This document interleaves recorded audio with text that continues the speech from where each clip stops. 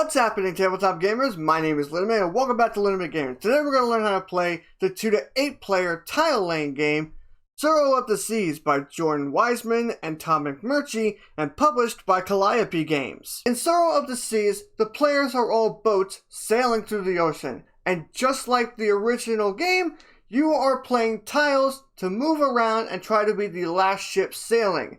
The difference is, the dragons from the original one have returned, but this time they're not being controlled by the players. They are flying around the ocean looking for boats to eat. Let's get to the table and let's see what's in the box.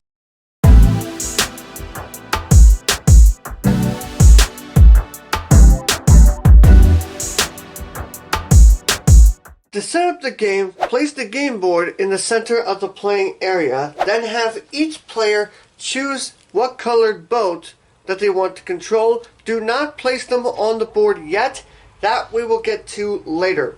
Then shuffle the wake tiles and hand 3 out to each player. Then you will have the remaining tiles set face down to form the piles, and then you will place what is called the Dakaiju. The Dakaiju have these blue tiles on the back, and each of them have a set of numbers indicating which direction they'll go in either blue or gold. What you're going to do is you are going to set a certain amount of these Dakaiju on the board depending on the number of players. For each Dakaiju you set up in this way, you are going to roll 2 dice, the gold and the blue. You will find the location of each of the 2 colors that are listed on the board.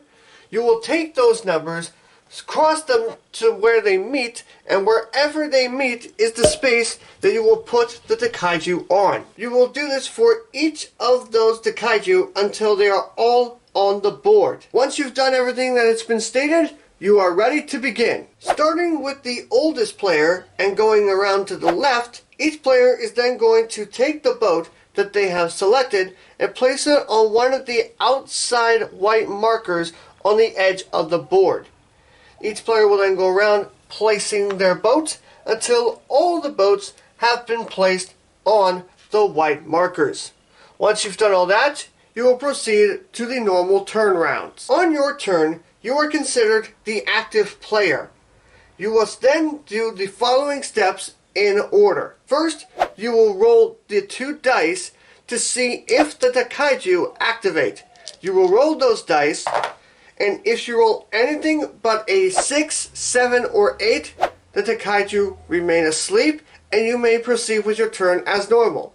If you roll a 6, 7, or 8, like I did here, then the Dakaiju activate, and they will move on the board. What you will do then is you will take one of the dice, you will roll it again, and each Dakaiju will move according to the number that you rolled. To move the Dakaiju, you will move them according to the number that is listed on their tile. First, you need to move all the gold Dakaiju that are on the board, then you may move all of the blue ones. For example, I rolled a 4, so that means this Dakaiju will move this way because the number here is saying to move it to the left.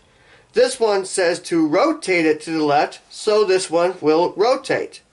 This one says to move it to the right, then this one says to move it up. Keep in mind, you'll notice that there are no 6s on any of the Dakaijus. That is because if you roll a 6 for their movement, instead of moving the Dakaiju, a new one will come onto the board. Just like during setup, you will roll the 2 dice, you will take the results of them, find out where they intersect, and place the new Dakaiju on that tile space. There are a few rules when it comes to the Dakaiju. If a Dakaiju were to move off of the board, it is removed from the game. If a Dakaiju moves into a space that has a wake tile, that wake tile is removed from the game immediately. You will then take that wake tile that was removed from the game and add it to the bottom of the wake draw piles. If a Dakaiju moves into a space that is adjacent to the active player's ship, that ship is destroyed and removed from the game. If there was a second ship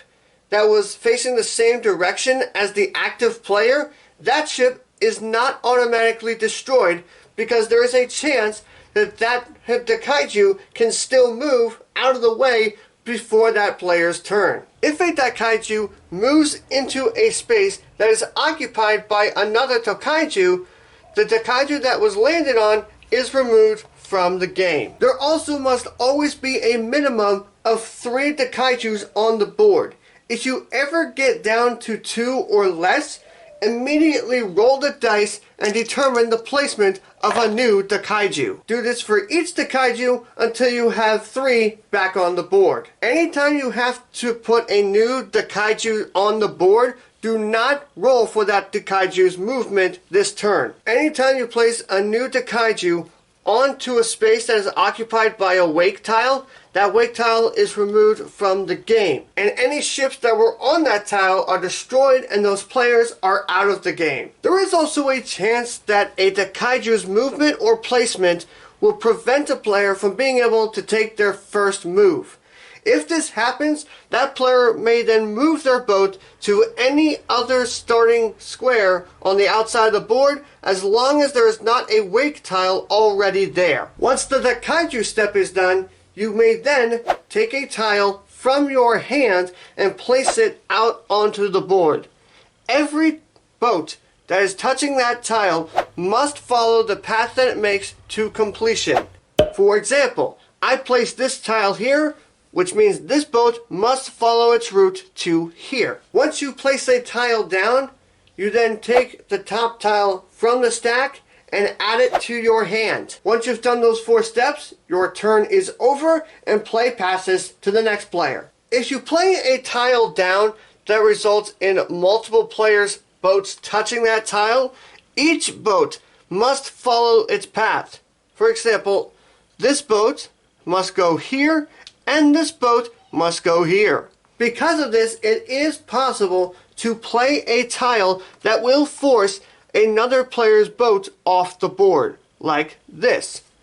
This boat would go here, this boat would end up going off the board. If a player's boat ever goes off the board, they are out of the game. You can also be removed from the game if you were to play a tile that leads to you colliding with a kaiju. If you play a tile that results in you colliding with another boat, it will eliminate both of you. It is also possible to be eliminated from the game if you were to place a tile that would force your ship onto an infinite loop. An important thing to know is that you cannot eliminate yourself from the game willingly. You have to have no other option. For example, if I were to put my boat here to start, I cannot willingly place a tile like this, because this would force me off the board. Since I have other options to go, I have to place the tile in a way that will keep me on the seas. The same way goes for colliding with the kaijus,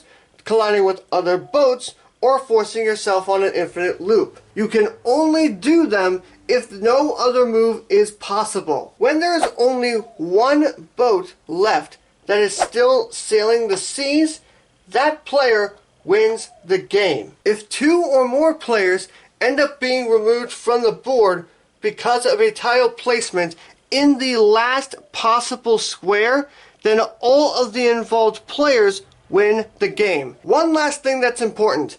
If 1 or more players are removed from the game because of a new tile placement, the active player may then exchange any tiles that they want from their hand with any tiles that they want from any of the eliminated players' hands. All of the remaining tiles will then go to the bottom of the stack. And that is everything you need to know in order to play Tsuro at the Seas. As always, if you have any questions, feel free to leave them in the comments. I hope you all enjoyed this video. If you did, give it a big thumbs up. If you want to learn my thoughts on Tsuro at the Seas, or if you want to learn how to play more games, make sure you subscribe to the channel for more tutorials, reviews, and unboxings. Thank you all as always so much for watching, and I will see you in the next video.